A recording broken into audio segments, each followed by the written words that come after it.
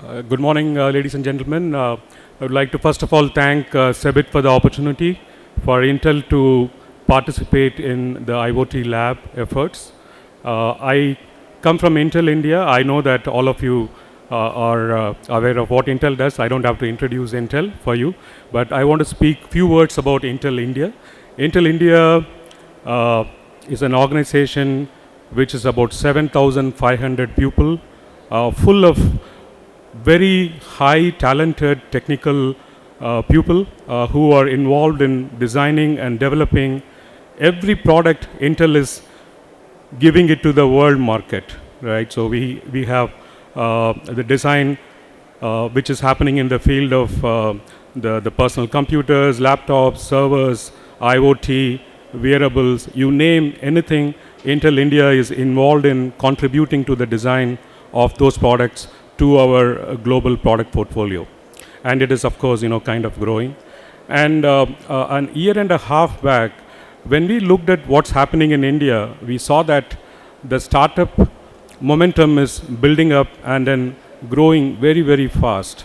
And also we observed that while the software startups were finding it very easy, and then also there were a lot of success from the software startups. I think all of us know about the unicorns which have happened in the country, like Flipkart, Snapdeal, and others. But what we saw was that while the government is looking forward to growing the electronic system design manufacturing through programs like Make in India and other programs, we found that the hardware startups still find it kind of very difficult to do things because our ecosystem is not as mature as China or Taiwan when it comes to hardware. Of course, for software, you have every tools available which is at your disposal, whether it is cloud, software development on platforms, but hardware is not so easy. You need really a very good ecosystem to build innovative solutions on the hardware side. So when we looked at it, we felt that as a hardware platform company, we should look at what can be done from our side.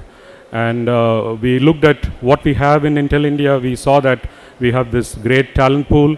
We have very rich laboratory infrastructure, right, where we have, you name, any equipment which is needed for building hardware, we have it in our lab.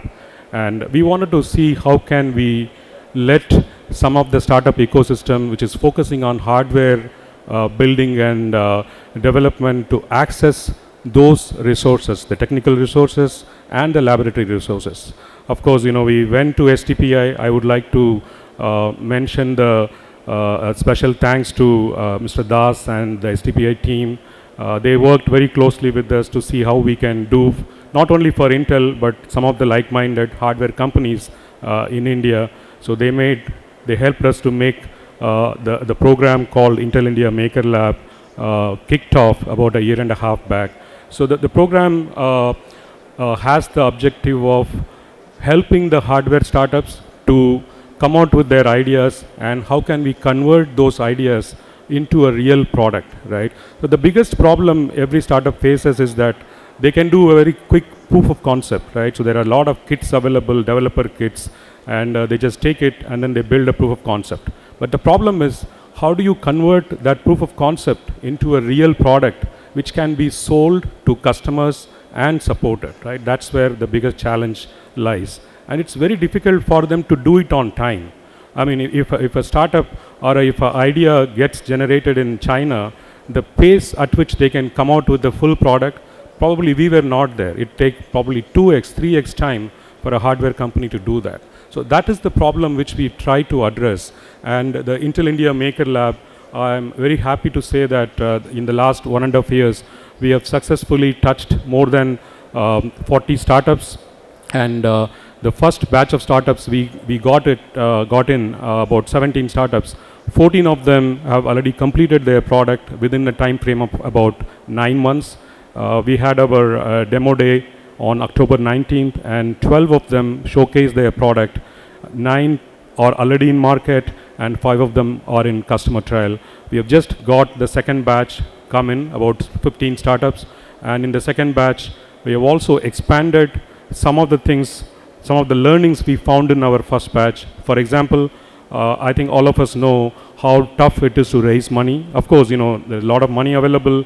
The government has got different programs, Startup India and other programs, and we have a very mature venture and angel investment network in India. But if you see, it is still tougher for hardware startups to raise money compared to software, because hardware startups are always seen as a little bit of extra risk from an investment perspective.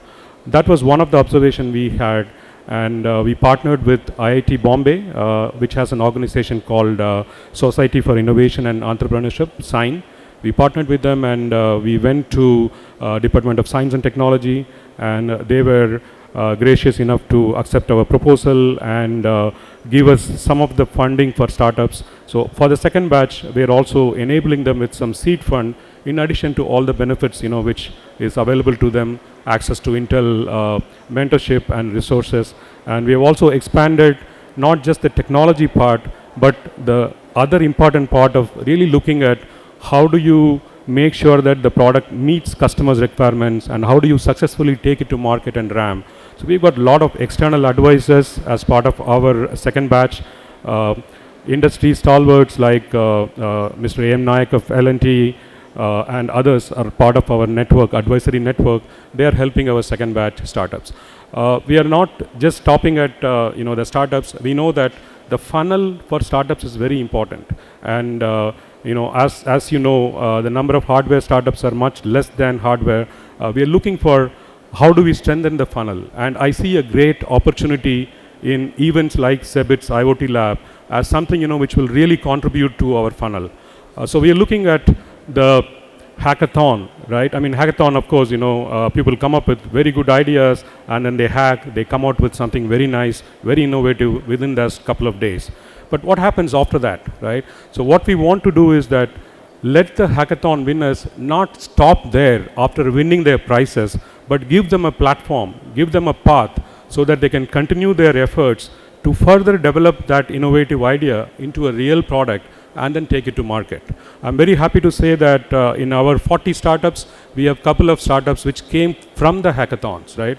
So we did a makeathon in Q1, and 2 teams which won the top prizes. They are still part of our Maker Lab, and they are getting the necessary help and support to convert their idea into a real product and then take it to market, right? So this is a great opportunity we see in collaborating with SEBIT to see how we can nurture some of those innovative ideas and help them to take it to the market. And in fact, this hackathon, one of the prizes which we are offering in addition to what SEBIT offers is the platform from Intel to convert their idea into product, right? And another thing which we are also trying to do is, from a strengthening the funnel perspective, we see a great opportunity in incubation centers which are there in colleges. I know that you probably would know many colleges, right, where there is strong incubation activity. We have seen such activity in pockets. For example, I think some of you would know about BVB Engineering College in Hubli. Dr. Shettar and team has done a wonderful job of incubating many companies as part of their efforts. So we are also trying to see how we can collaborate with some of these efforts and make sure that students who has got probably the most innovative minds can take up some of these things and really, instead of looking at regular jobs, become entrepreneurs and come into the platforms like our Maker Lab to leverage it for going into market, right? So that's another thing which we are doing.